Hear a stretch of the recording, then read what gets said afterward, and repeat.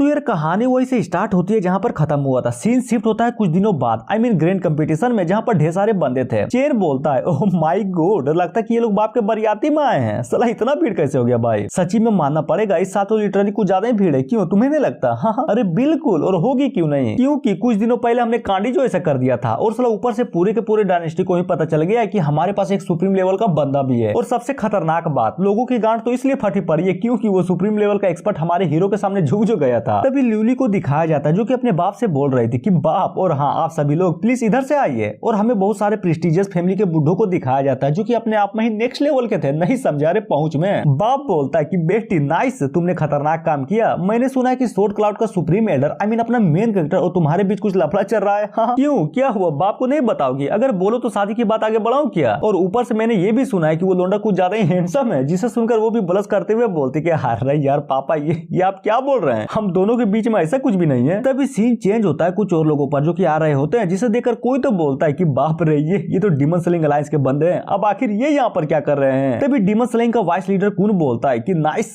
आज का मौसम तो सच में कुछ ज्यादा बेईमान है, और ऊपर से साला मैं भी स्मार्ट तो लोंडिया मिलेगी कैसे नहीं? जिसे देखकर कोई तो बोलता है कि साला जब से वो सुप्रीम लेवल का एक्सपर्ट नजर आया है ना, तब से ये सारे के सारे डायनेस्टी के लोग हमारे स्वॉर्ड क्लाउड सेट के साथ संबंध बनाने में जुड़ गए हैं, और इन सब में डर इतना बढ़ गया है कि कोई भी हमारे सेट को ऑफेंड करना ही नहीं चाहता। इसीलिए तो सारे के सारे लोग यहाँ पर इसलिए आए हैं ताकि संबंध को बना सके। तभी लोगों के बीच हमें एक बंदे को दिखाया जाता है जो कि शायद इफेंग हो सकता है। वो भी लाइक वाह, मानना पड़ेगा चलो कुछ ज्यादा ही समय हो गया है, क्यों है ना ल्यूली? अब आते हैं कंपटीशन की ओर जो कि स्टार्ट हो चुकी थी। उधर डिसाइपल भी फाइट किए जा रहे थे, जहाँ पर ली जीत जाता है। फिर क्या हमें दूसरे फाइट को दिखाया जाता है जहाँ पर अपनी डिसाइपल भी बहुत आराम से इस फाइट को जीत जाती है, और इसे करते करते बहुत सारे फाइट होते हैं जहाँ पर इन दोनों के अलावा कोई भी नहीं बचता। तभी एक आदमी कमेंटेटर से बोलता है कि तेरी माँ का, चल जल्दी से फाइनल स्टार्ट कर, अब वेट नहीं हो रहा। कमेंटेटर भी लाइक साले चुप हो जा वरना निकाल दूंगा तुझे, समझा? और हाँ, कहा था मैं? हाँ, अब याद आया। तो मेरे दोस्तों इस ग्रैंड कंपटीशन, अजी घंटे का ग्रैंड कंपटीशन, हाँ साला राइटर ने 2 ही पेज में निपटा दिया इस फाइट को। खैर छोड़ो वो सब, अब ये लास्ट फाइट होगी इन दोनों के बीच, समझे? जिसे सुनकर अपने एमसी भी मनी मन सोचता है कि नाइस, दिमाग तो मैंने खतरनाक लगाया था। कंपटीशन से पहले ही अपने डिसाइपल की बॉडी को रिफाइन करवा डाला मैंने, और मुझे नहीं लगता कि मेरे डिसाइपल को छोड़कर और कोई भी ये कंपटीशन को जीतने वाला है। अब आते हैं ली की ओर जो कि अपने डिसाइपल को बोलता है कि मेरी जान, आखिरकार हम दोनों दोबारा मिली गए, क्यों है ना?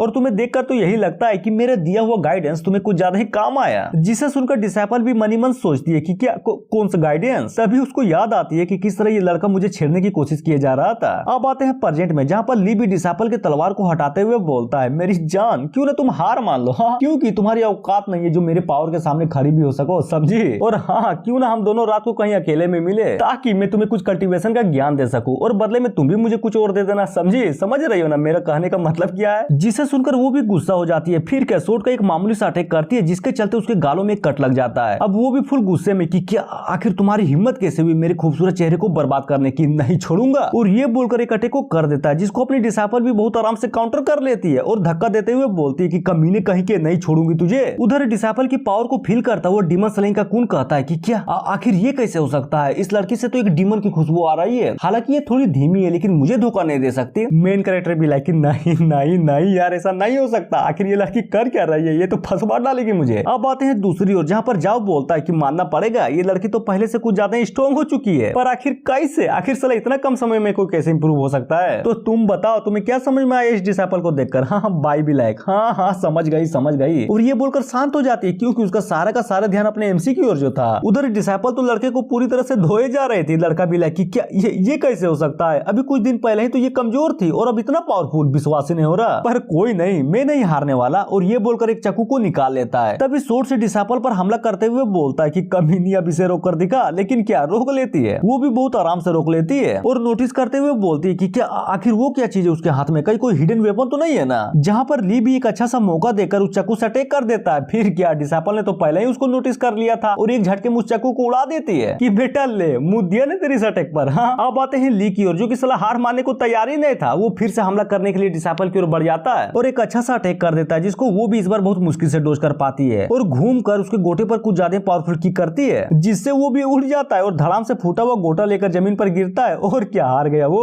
और इस पूरे के पूरे फाइट को देखकर कोई तो बोलता है साले एंकर गौर से देख, ये तो चीटिंग है, चीटिंग। उस लड़की ने तो लिटरली एक मर्द को सबके सामने नामर्द बना दिया। जिसे सुनकर एंकर बोलता है कि ना, कोई भी चीटिंग नहीं है, उस लड़की ने तो प्रॉपर तरीके से मैच को जीता है। अगर दोष देना है तो जाकर उस लड़के को दो, क्योंकि वही था जो हिडन वेपन को निकाल कर चीटिंग करने को तैयार था, समझा। और ये बातें बोलकर सबको अनाउंस करता है कि मेरे दोस्तों आज का विनर है ये लड़की, समझे। हुर्रे, तो बजाओ तालियां। जिसे सुनकर लड़की भी फुल खुश और मनी मन सोचती है कि देखा मैंने अपनी पूरी जान लगा दी मास्टर, ताकि आपका सर नीचे न झुक सके। जहाँ पर डिसाइपल को देखकर चांगे भी बोलता है कि गुड, ये हुई ना बात, एकदम मस्त काम किया तूने। और तभी आसमान में कुछ ज्यादा ही तगड़ा रिएक्शन होता है जिसको अपना एमसी भी नोटिस कर लेता है। फिर क्या आसमान से आता हुआ हमें एक ड्रैगन को दिखाया जाता है जिसके ऊपर खड़ा एक आदमी भी हंसते हुए बोलता है कि अरे गजब, आखिर किसको पता था कि अपने आप को प्रतिष्ठावान कहने वाला शॉर्ट कराटे मोटरसेट का डिसाइपल इस ग्रैंड कंपटीशन में इतनी गंदी चाल चलेगा। हाँ सच में ये तो कुछ ज्यादा मजे की बात है। नाइस।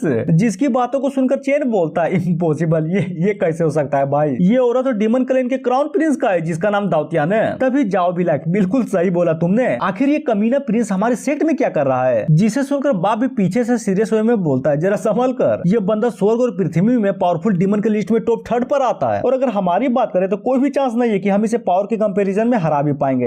हो ही नहीं सकता। तभी हमें फिर से हुडी वाले बंदे को दिखाया जाता है जो कि इस कांड को देखकर मनी मन सोचे जा रहा था कि मुझे पता था, हालांकि थोड़ा टाइम लगेगा लेकिन आप आएंगे जरूर। सीन चेंज होता है ड्रैगन की ओर, जो कि साला सच में यार कुछ ज्यादा ही रियलिस्टिक और खतरनाक लग रहा था और उसके बॉडी से कुछ ज्यादा ही पावरफुल एनर्जी निकले जा रही थी। प्रिंस बोलता है कि जैसा कि यहाँ पर कुछ ज्यादा ही बड़ा कंपटीशन चल रहा है तो एक प्रिंस होने के नाते मैं ये भी देखना चाहूंगा कि आखिर यहाँ पर रिवॉर्ड किस लेवल का है। और हाँ, अगर मुझे वो रिवॉर्ड पसंद आ गया ना तो समझ गए ना मेरे कहने का मतलब क्या है। हाँ, और जी हाँ, इतना बोलते के साथ ये एपिसोड यहीं पर खत्म होता है। तो गाइस ये एक न्यू मानवा था जिसके सिर्फ 4 ही चैप्टर्स आए थे और बाकी के हफ्ते में एक आएंगे। तो मिलते हैं अगले हफ्ते। So thank you.